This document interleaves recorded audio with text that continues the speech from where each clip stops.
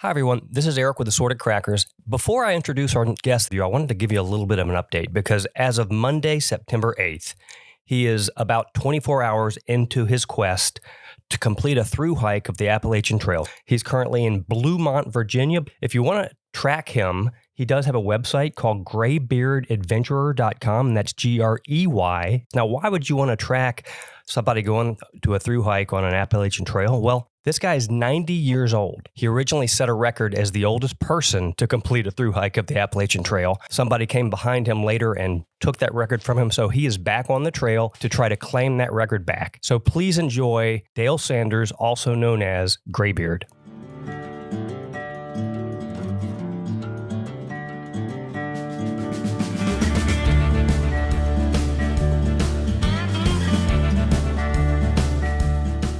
Hello and welcome to another Assorted Crackers podcast. I'm Eric and I'm here with Lee and Wilson.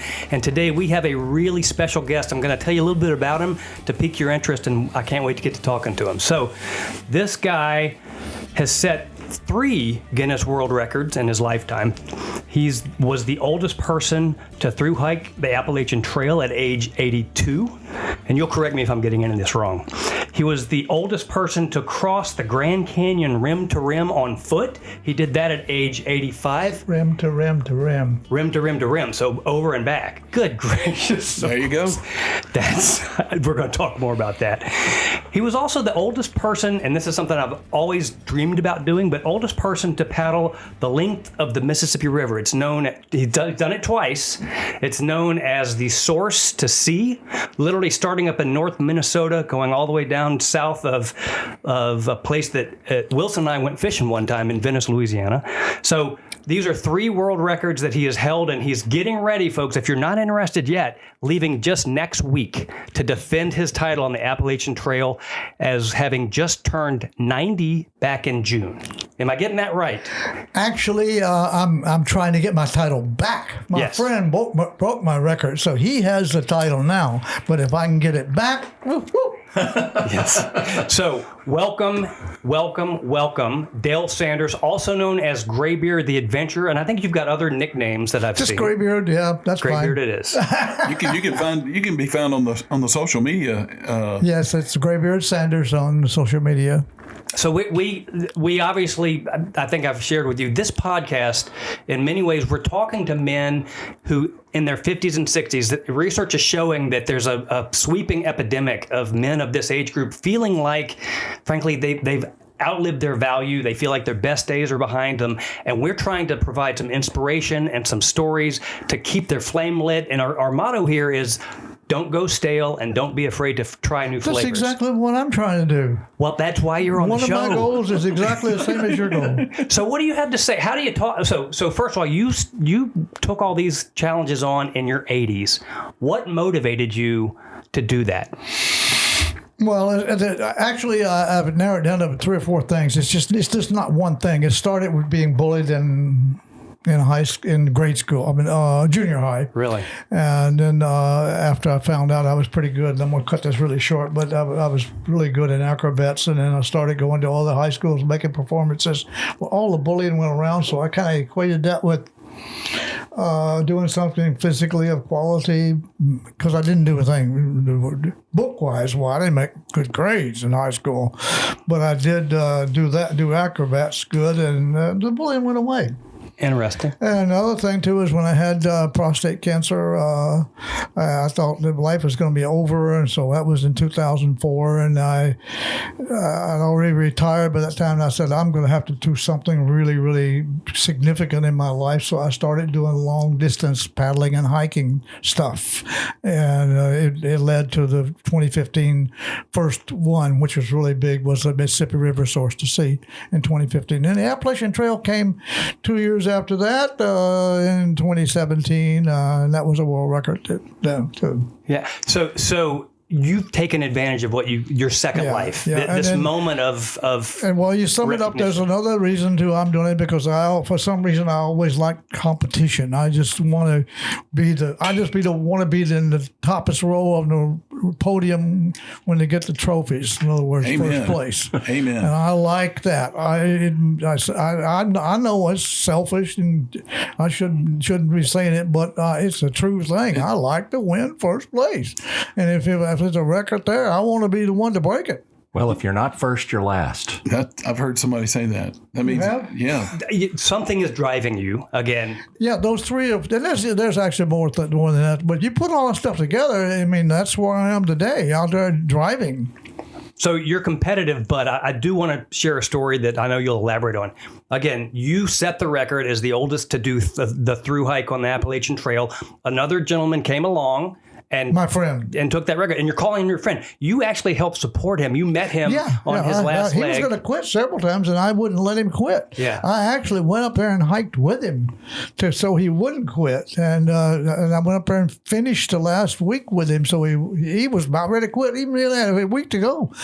And I got more favorable coverage worldwide from helping him break my record than I would have if he'd have broken his leg and I still had the record today. Yeah, this guy's your competition and you're encouraging him. There's something powerful there. Yeah, Well Nomad is his trail name, and we're really good friends. So, and guess what? He's gonna be there with me when I hike out on the 6th of September coming up next week. Yeah, awesome. He's gonna be with me. That's the trail community. I know the paddling community is much the same way. At home. He can only go a little bit. The trail, what did you say? Well, there is something about the hiking community and the paddling community. You guys really are close. You look out for one another. Yeah. One of the things I really have learned about you that I appreciate, you going back to your source to see Mississippi River paddle, you're part of a group called the River Angels. Yeah. Where anybody who comes passing through this area down to do their own source to sea paddle, they can stay at your house. You've got a room in your basement. Yeah. They can take a shower. They can clean off their boat. You take care of them because people took care of you. A really good meal too. And I take them shopping as well to get their resupply. But it's not only happening; it happens in all the way up from Lake Itasca to the Gulf of Mexico. There are river angels in the towns, and small and large, that take care of the paddlers just like I do. They just don't have the one and only paddler's wall of fame that I have. Talk about that, because I've seen pictures. Well, I did some Appalachian Trail hiking. It wasn't not a through hike back this far ago, but back in 2012 area, I did some hiking on the AT, and I really loved coming into a road crossing because during the peak season there will be some trail angels there with food and some stuff like that. So I got the idea on the river, Mississippi River. There was lots of paddlers coming down, nobody there to take care of them, nobody to show them around. I said, why don't we just extend that to the trail angels to the river angels? And I started it first in Memphis. I didn't realize you started that. Okay. I'm the one that created that program on the Mississippi River. Wow. And it grew from there, and so I said, I'm gonna have to get some kind of credit for that creed. So I said, I checked around. I said, at that time, I think it closed, but there is a Hall of Fame, Paddlers Hall of Fame, up in Michigan. And I said, well, why not just call it a Wall of Fame? And I was the first to do that, so I said, this is the official one, and I got a thumbs up on it from the leadership in the paddling community. And so this includes, you've got signatures and autographs of I got got paddles. Probably 300 or 400 signatures on there from paddlers coming through. Yeah. And they do some graphics. I told them, if you do art, you're going to do some artwork, put it up here real close to the front door so people can see it. But it looks pretty nice. I tell you, it's all the way up from the basement circle around the corner and all the way up to the living room. And even when I hike it, I'm still amazed at all the signatures on that wall. Yeah. And you've got some pictures on your website, again, greybeardadventurer.com. Yeah, on the Greybeard. Yeah, I'm going to promote that a lot, folks, because there's some great information. Greybeard Adventurer. So, Dale, we talk about community and how we're not going stale as the assorted crackers. But one thing that I heard you say, you like to be number one, but also I heard you say the angels on the community and the community around you, and you can't do anything by yourself. So if you can't do anything by yourself, Talk to me about the community and what that really means, and why is it easier to do things when you have a community? Well, it's called support. You're getting support, and if you're doing something like the Mississippi River Source to Sea or the Appalachian Trail through hike or Grand Canyon rim to rim to rim, you need help, especially when you get older, and the community usually is willing to come out. Me being so much involved in volunteers through my whole professional career. Matter of fact, my master's degree thesis was on the use of volunteers in the organization. So I just started, using volunteers, which I know how to do, and to bring supplies and have transportation set up, and just show up, take pictures or whatever, and put some pictures on Facebook. But it caught on. The River Angel thing caught on. The community caught on, and to do this Appalachian Trail coming up, I'm using the whole. I got people coming from England. They're going to be volunteer shuttle drivers to move my base camp on wheels up to where we're going to camp that night. So I'm hiking to my base camp on wheels every day, and they're all done by volunteers. And the records for age records are not set as a time limit, and they're not set as sometimes you see records supported and unsupported. They don't break it out like that. So there's no time limit, and you can have all the support as long as I put one foot in front of the other and do the entire Appalachian Trail without somebody carrying me or something like that. I have to walk it. How long is that? It's 2,200 miles. 2,200 miles. Here's a couple other facts that I researched. So the Appalachian Trail attracts around 3 million hikers every year. Of those, about 3,000 attempt a thru hike, which Dale has done once. And of those 3,000 who attempt a thru hike every year, the full 2,200 mile stretch, about 750 do it. So 1 in 4. Does that sound? One in 4 will finish it. So, and most of the hikers are in their 20s. So what chance is there at 90 years old? What chance do I have? I certainly wouldn't be in the category of 1 in 4. Have to be something like 1 in 10 chances of So if I don't finish it, please understand that it's pretty hard to be that 1 in 10. Now I heard a story because again, the first time you did it, you were 82, I think, or 80. Am I getting? I was 82 years 82. Old. And correct me if I get this wrong, but there was a point in which you were ready to throw in the towel. You were ready to get off that trail. Yeah, yep. not on the 2 Mississippi River paddles, but I never thought about giving up on those. But who inspired you on the AT when you'd had enough? Up in Vermont. As a matter of fact, my van, I was trying to get my van, bring it up about every 100 miles, so I could have a resupply in my van about every 100 miles. And I was trying to get my van up this mountaintop to put it up there so I could set it up and then hike another 100 miles and get a ride back to it. But the trouble was, halfway up the mountain, the van died. Just went dead. There I am sitting on the mountainside with no brakes to speak of because there's power brakes. I had to let it roll backwards to get to a place where I could. And fortunately, when I rolled backwards, that was a little road there that kind of went up. So it rolled in and sort of rolled up. It nestled. And then I was able to, with the power steering, I was able to turn it. I literally opened the door and got out and pushed it. I was holding the steering wheel and jumped back in because I was alone there. And then let it coast down. And fortunately, at the bottom of the hill, 3 miles, no, further than that, about 5 miles down the hill, there was a gas station to my side. And I pulled in there and tried to... I had AAA. They say they'll come anywhere. Yeah. Don't ever believe that. Not on the top of a mountain. I tried for 2 hours to get a mechanic or tow truck come out there and take me to the garage, and none would come. Nobody. They're not. AAA didn't go there. And I just finally called my wife and I said, I can't get the van when I start it. When I do, I'm already packing my stuff up. I'm coming home. And I just can't do this anymore. She said, They said, no, you'll never forgive yourself. You have to finish this thing. And if you knew my wife, the way she said it, little Filipino girl, she's really said it with a little bit broken English. It was beautiful the way she said it. It almost makes me cry today even thinking about it. But she would not let me quit. Yeah. She was my greatest supporter. She still is. Yeah.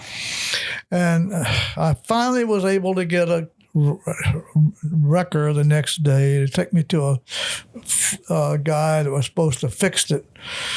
But it went okay. It drove the rest of the time. I didn't have any trouble. So on the way home, it broke down again, and I just finally towed it home and gave it away. But turns out all he did was I just put a fuel pump in it 6 months before, a new one. And he put a new fuel pump in it, and that was all it was. Dirty gas. But I didn't know that. But anyway, because of her, I did, when I was in that was a really bad situation. Yeah. I didn't quit, and I went ahead and finished it. Well, so people they think about the strain of just the hike itself. By the way, how much is your pack? How much do you carry? Well, when I started out at Springer Mountain on 1 January, I was carrying a full pack, like 30, 32 pounds like that. Goodness. And I tried all the way up into New England. I was still carrying a big backpack because I was doing 100 miles trying to get back. I need a full backpack to go 100 miles and go back to get my van and resupply and do it and move the van up. But I kept losing weight. I got down to 135. My body was eating my muscle. Oh, my gosh. And I had to do something. So I figured out there was a program called Trade Key program, to where if you got somebody else got a vehicle and you got a vehicle, you just move one vehicle ahead. And that person then hikes back to where you camp with the two vehicles. And I, or him, whichever way I was going that particular day, would hike up trail to my vehicle, my van, and he would then hike south, pick up his truck, and go up there to where we're together. And every night we'd repeat that same thing the next morning. So you didn't have to carry 200 miles worth of gear. That meant I could carry, instead of a 30-pound backpack, I could carry 8 or 9 pounds. That's a lot of difference. That made all the difference. That's a good learning. Again, we research this. If you haven't done this, we think about the strenuous hiking piece, but all the connections and the vehicles and the support team, there's so much that has to go right for this thru hike to happen. And even the people that hiking, when they start off with a backpack and everything that they need to eat, they still have to get out and get vehicles or hire. They usually get a Trail Angel vehicle and pay them for it.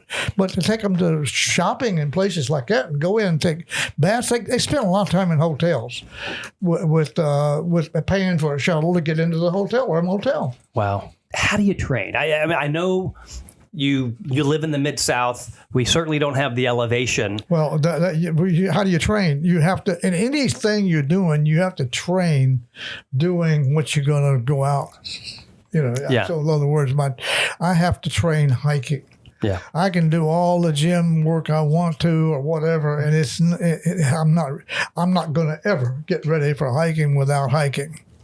So I found that in Shelby Forest, the Woodland Trail, first half mile of that, the first 2 miles of that is hilly, and when I say hilly, I mean hilly. And it's perfect training. I go down to the shelter and back. That's 4 miles, and I can go down and back again. That's 8 miles on the hill. So it's pretty darn decent training. There's another park that I can go out my backyard and hike down the gas line, which is trail. I cut a trail all the way down to this park, Lakelands International Harvester Park, and there's 3 different trails in there. And the Yellow Trail, first half mile. I mentioned half mile a minute ago. The first half mile of that trail is hilly, but not like the Woodland Trail, but it is hilly. So I've been hiking down the half mile and turning around and going back to to the trailhead, and that's a mile. And last time I was over there, I did 10 times. That's 10 miles. Mm-hmm. And so my training has been in the neighborhood of 8 to 10 miles, sometimes 11, sometimes a couple of times 12. But I'm going to have to be, I have to take that to the next level, and I got to be able to hike around 15 miles a day. 50. 15. 15. Okay. And it's a little further. I'm gonna have to do better. But in training, my whole motivation is to put pressure on myself, so I can get to the next level. But when I get on a trail hiking, the whole emphasis is going to be do it as easy as I can. Right. So I think I can increase my 4 or 5 miles and make 15 pretty easy most of the time. You're saying you got a time, when you're doing it in training, you're doing it under a specific time period. You got things to do. You don't have anywhere else to go other than when you're doing this on the trail. On the trail, I don't have to. I'm not thinking about all the stuff I got to do when I get home. That's right. I can take 6 instead of trying. I try to finish now in 4 hours. Right. And 8 hours will be okay. You could take the recreational route. Yeah, make it leisure time hiking. That's right. So I think you know what? If I don't have something that happen that I have no control over, I think I'm going to be able to do it. Yeah, I know you will. You're older, but you're wiser. You've done this before. You can do it. That's got to be a big factor, just knowing you've done it. That's a huge factor. Yeah. I don't have that fear of what's around the corner. I know what's around the corner. Yeah. Well, fear is a good word. All of these activities are full of risk, real risks. Oh, absolutely. In Mississippi River, you want to. It's not dangerous. Just a little. As little. long as you stay away from the barges. Yep. Okay. But if you want to die, get too close to a barge. Well, then listen. That's a great question. What's scarier when you're? What scares me when you're riding down the river and a barge is bearing down on you. I'm not scared of them. I grew up in harbors and things, so I just stay away from them. Well, which one is scarier, a barge or a bear? Oh, a bear. Because the barge, I know where he's going. He's so darn slow. And he's not turning left and right. No, he does. But he might, but he's got to have a river there. Yeah. So if you watch the flow of the water, you see the buoys, you know where he's going to go. So I just stay away from him. So to me, barges are not an issue. Okay. But how scary is the river? My grandfather used to duck hunt on the Mississippi River and just tell stories about the change, the way things were floating in the river and how the depth of the water changed so quickly and the currents and all of that. I mean, did that worry you paddling down It's not as bad as they make out like it is. Okay. There's not whirlpools out there that can take a boat down. There are exceptions to that once in a while, but you can see those come. You can even hear them. You can see them when you stay away from them. I have never seen a whirlpool big enough to take my canoe down. There's many years. I not only paddled Mississippi, I twice source to sea, but I paddled in lots of other places many times and never seen whirlpools will be an issue. Now there's rapids. And there's, like going over the wing dikes. You know what wing dikes are? They put them in there, it goes out so the channel will stay clean and fast water and keep it deep.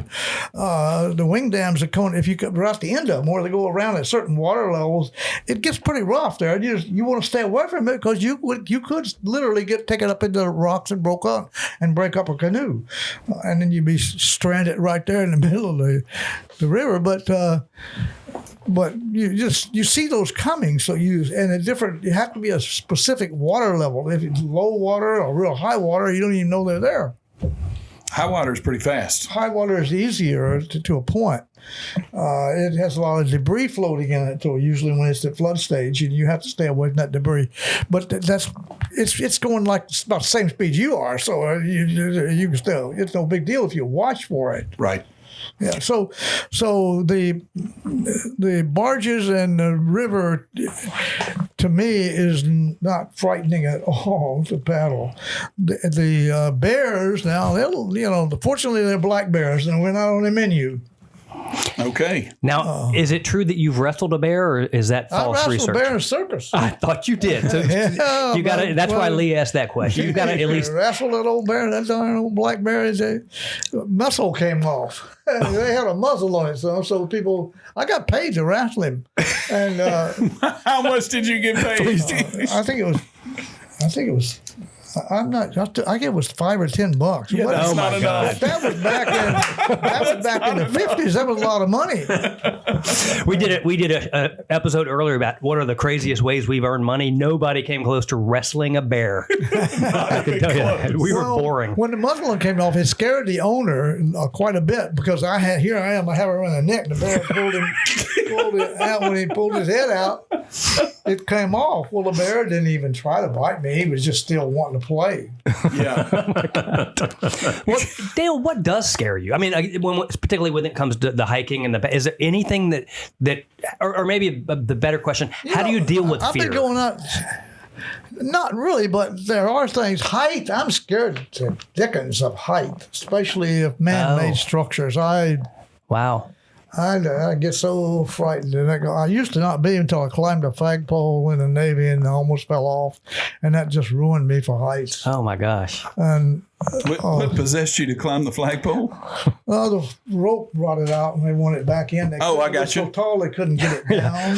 So There you go. our producers found a picture of you. That Maccabee knob, that was a little, because if it's frightening, because you look at the tracking poles, He's standing on a cliff, straps at the folks. top up there, they hang down normally. Look at them now; they ain't going straight out because the wind's blowing so strong. It's holding. So the only thing made Maccabee knob in that picture frightful was the wind was coming in really strong. That's not a And big it deal was because gusting. So here I am holding myself against the wind to stand there, and if it gusts, Yeah, you don't look scared.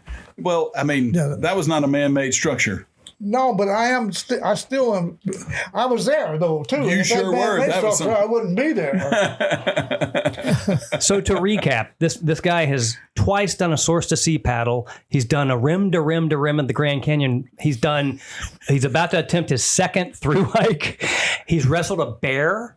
You also have a record for is it free diving underwater breath holding? What talk about that? That was way back in 1959.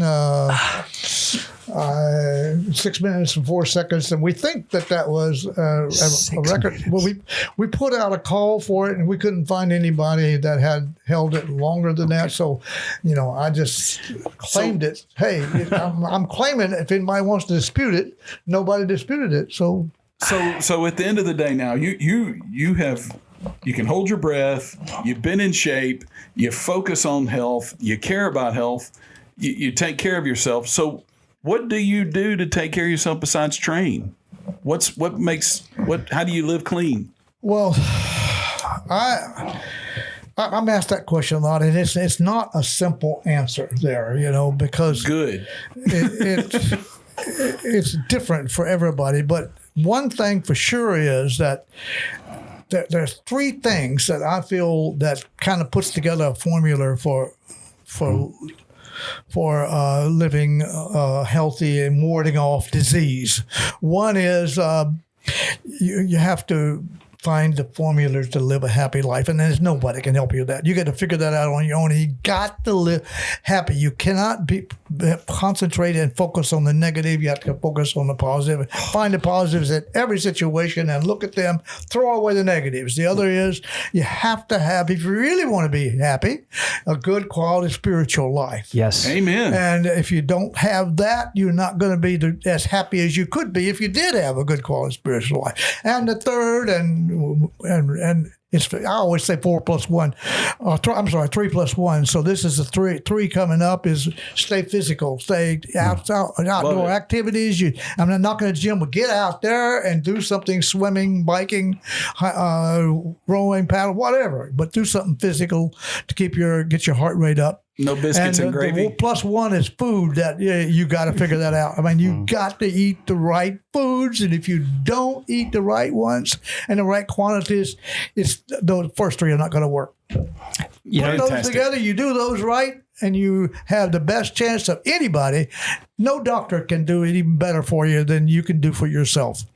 Here. Finding the formula to live a disease-free as much as possible life. I know we're getting close to wrapping up, but I do have one more question, because I think about the loneliness of being out on the trail or out on the river.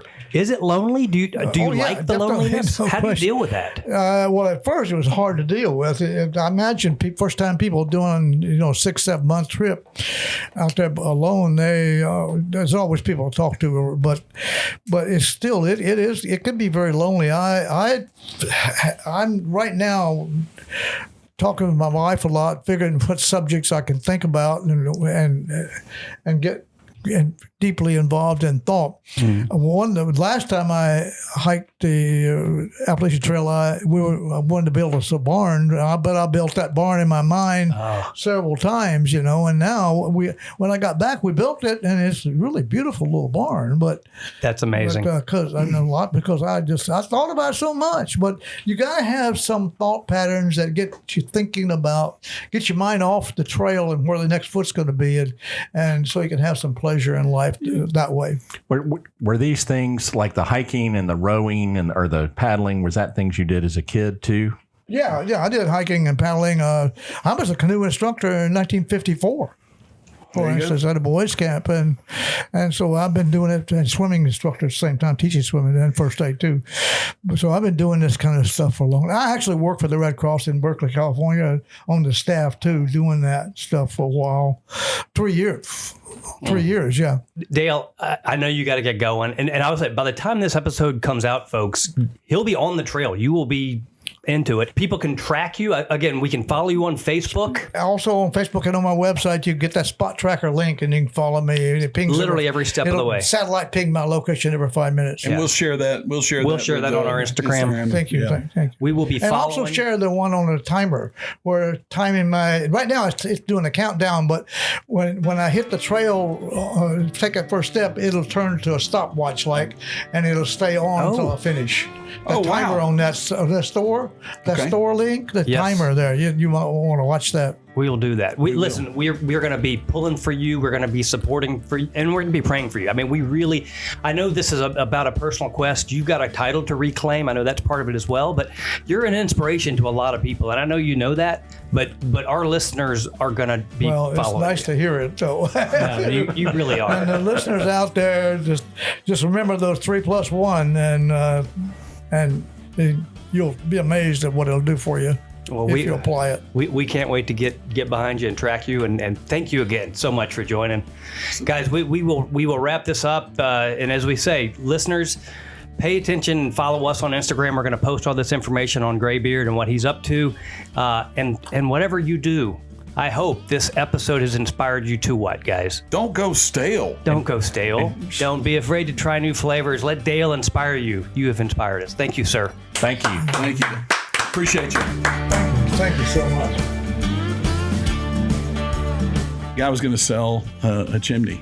A chimney? Yeah, A guy was going to sell a chimney? This guy. I didn't know you could sell your chimney. He's going to sell a chimney. Okay. And they said, oh, well, how much is it going to cost me? Mm-hmm. And the guy says, don't worry about it. It's on the house. Ah!